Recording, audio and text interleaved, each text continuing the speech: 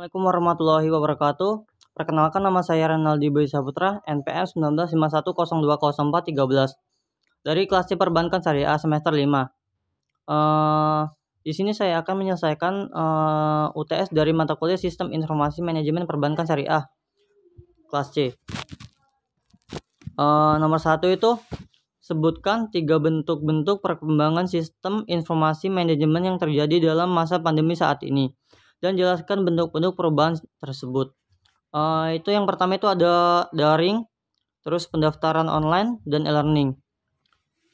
Soal yang kedua itu sebutkan 3 bentuk keamanan sistem informasi manajemen yang diterapkan dalam organisasi, dan jelaskan sistem keamanan tersebut. Nomor 2 itu jawabannya, keamanan sistem informasi terdiri dari perlindungan terhadap aspek-aspek berikut. Yang pertama itu ada confidentiality, kerahasiaan, aspek yang menjamin data atau informasi, memastikan bahwa informasi hanya dapat diakses oleh orang yang berwenang dan menjamin kerahasiaannya. Data yang dikirim, diterima, dan disimpan.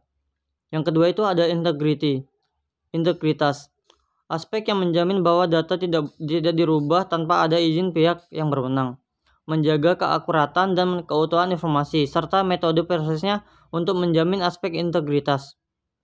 Yang ketiga itu ada availability, ketersediaan, aspek yang menjamin bahwa data akan tersedia saat dibutuhkan. Soal yang ketiga itu ada sebutkan 3 contoh organisasi dan SIM yang digunakan dalam pengambilan keputusan. Jelaskan. Jawabannya itu nomor 3, secara umum, pengertian sistem informasi manajemen adalah sistem yang dibuat dengan maksud untuk mengendalikan kinerja perusahaan yang melibatkan manusia, dokumen, prosedur, dan juga teknologi.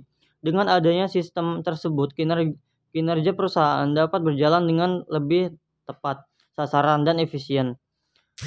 Yang pertama itu ada supply chain management.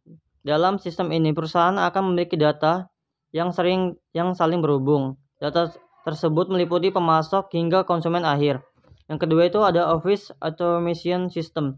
Fungsi Office Automation System adalah sebagai aplikasi yang mampu menyatukan perangkat komputer dalam sebuah perusahaan dalam suatu wadah yang berhubungan satu sama lain. Yang terakhir itu yang ketiga, Enterprise Resource Planning. Enterprise Resource Planning jenis ini sering diaplikasikan oleh perusahaan besar, meskipun bisa juga digunakan oleh perusahaan yang dengan skala yang lebih kecil. Soal yang terakhir itu ada nomor 4, jelaskan 3 hambatan dari pihak internal dan eksternal organisasi dalam penerapan sistem informasi manajemen berbasis komputer. Jelaskan.